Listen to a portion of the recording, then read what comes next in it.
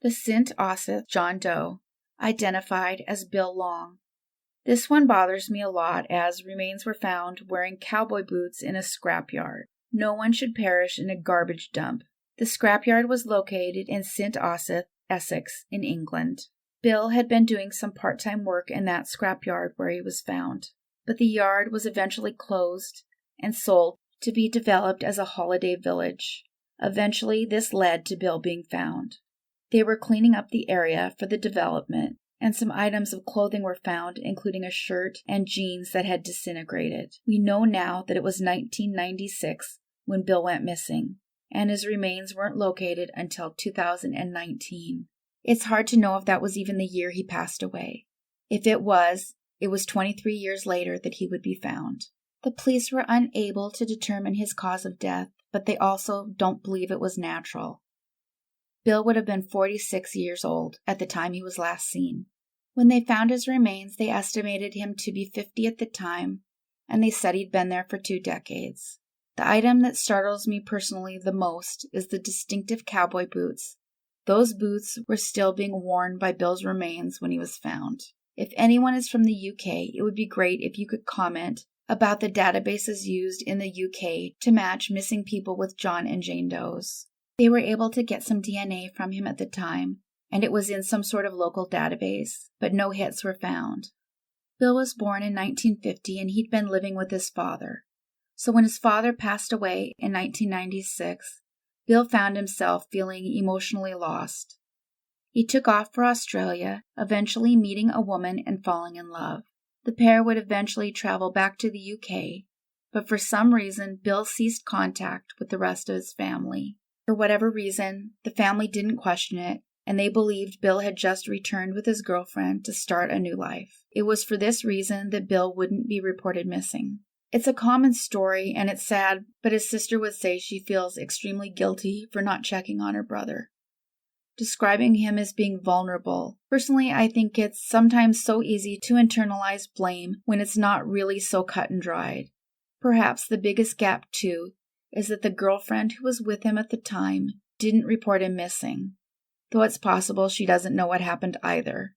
The police in the UK do have the girlfriend's name, and it appears this is an ongoing case. The police do very much still need people to come forward with information about Bill's movements. His sister Patricia describes her brother as being a target for scammers and someone that was often taken advantage of. The police would eventually use unconventional methods to identify Bill. They were able to compile a list of people who had access to the abandoned scrapyard, but it took a considerable amount of time because the yard itself was no longer in use. They then accessed local driver's license data and looked for a commonality of someone within the yard who never renewed their license. They put in a lot of work, and it led to Bill. They also felt that because Bill would have been around 70, he would have been applying to draw money from his retirement fund at the time. But he hadn't done so. They would locate Bill's sister, Patricia, asking that she provide her DNA. The best they could tell is that there was a 4-year gap between his last sighting and his death, meaning Bill likely died somewhere between March of 1999 and March of 2000. Bill was missing for 26 years. He went unidentified for 3. The Flowery Branch Jane Doe, identified as Sarai Llanos Gómez. She was just 19 and living in Ecuador when she made the difficult decision to come over to the U.S. in hopes of a better life, settling in Chicago, Illinois.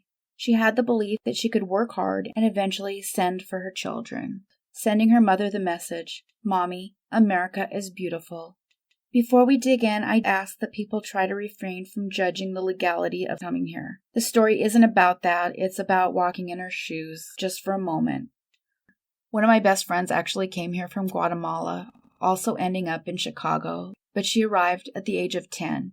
What I learned, though, through her experience in the 1980s, is that there was a lot of people attempting to take advantage of people here illegally.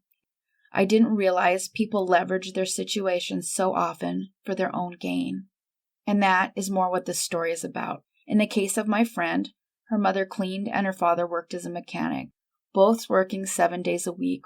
But what shocked me is many of the people rarely paid them what was agreed upon, saying to them once the work was done, "What are you going to do, turn us into the police?" And it's true. I'd never thought much about the additional layer of what happens once people get here. And then, of course, there are groups set out to sell people, human traffickers that prey on the at-risk in this group. So with that said, let's jump in. The reason Sarai found herself in the U.S. appears to have originated after speaking to a friend in Ecuador. The woman's name was Shakira, although it doesn't appear that was her real name. The woman approached her about wanting to have a better life for her children. Some of the story is a bit convoluted, and the translation of much of it comes from Spanish, which I don't speak. Many of those Spanish articles conflict from article to article. So while it isn't extremely clear, I've done my best to assess what her mother has said to reporters and what was consistent. It appears this woman, going by Shakira, was recruiting beautiful women on behalf of a man who was known as the Russian. What isn't clear is how she ended up in Chicago originally. It appears she may have had an uncle living there that sold Ecuadorian food from a food cart, instead of doing whatever it was that Shakira suggested. It also appears she was still in contact with the woman going by Shakira. That woman kept pressing her to contact a Russian man who owned a business in the Atlanta area. That business was supposedly a hotel with a restaurant. It also appears they tried to sell the idea that it was part of a Marriott hotel chain, though there's no indication this ever was true. It was designed in order to make the job seem safe and a good idea, though it now appears that this woman was a scout for the Russian man she was working for. She convinced Sarai to go work as a waitress, saying the job paid well. She asked Shakira what she would need to do, and Shakira asked about having papers to work legally. Sarai responded that she did not. The Russian eventually instructed she would need to marry Shakira, though I'm not sure if Shakira was a U.S. citizen. Either way, however it was sold, it appears they did travel to Las Vegas, and that the woman was here at some point. A wedding was paid for and done, with our Jane Doe having paid for it. It convinced the young woman that her life was changing for her and her kids that she left behind. She had hoped this job in Atlanta was that opportunity that would change everything. She texted her mother many times a day, and so her mother was in the unique position of knowing what was going on at almost every moment. She told her mother that the Russian man promised her higher wages if she would travel to work in his restaurant. She was suspicious, however, and concerned that it was some sort of a trick and wasn't true. It may have had to do with the way she was enticed to come to the U.S. in the first place. She eventually told her mother that the man she was dealing with answered all her questions in a way that seemed honest. She now believed his claim that he was just looking for honest people willing to work hard at his business. With this, she felt her key to the American dream was in place. She was a hard worker, and this was that opportunity that she'd been looking for. Then, on the afternoon of June 14th, 2022, the dream exploded. It was all a lie. She arrived in Atlanta, and she was ordered to entertain a specific group of men that the Russian had gathered. This was to be done in exchange for money. She said she was told there was no other options. She would be doing this. She was both angry and terrified. She stood her ground, however, and was absolutely adamant that she would not be complying. She eventually believed that she had the upper hand. She texted her mother to tell her that she told the men that she would tell the police what was going on if they didn't agree to set her free and allow her to decline to participate. In fact, she appeared not to be terrified after she threatened the Russian man and the group he wanted entertained. She was able to text her mother saying she'd refuse, and she believed she would be promptly returned to Chicago the following day. She was also pretty furious with the man she kept referring to as the Russian. It's not clear what happened after this point, as her texts abruptly stopped. The following morning, June 15th, 2022, her mother, Gardenia, wrote her daughter what was her normal good morning message. This was at 7 a.m. Sarai's time. This time, though, unlike any other morning, no reply was returned. Gardenia was terrified something bad had happened to her daughter. and she immediately called the hotel. Luckily, she knew the name of where her daughter was at.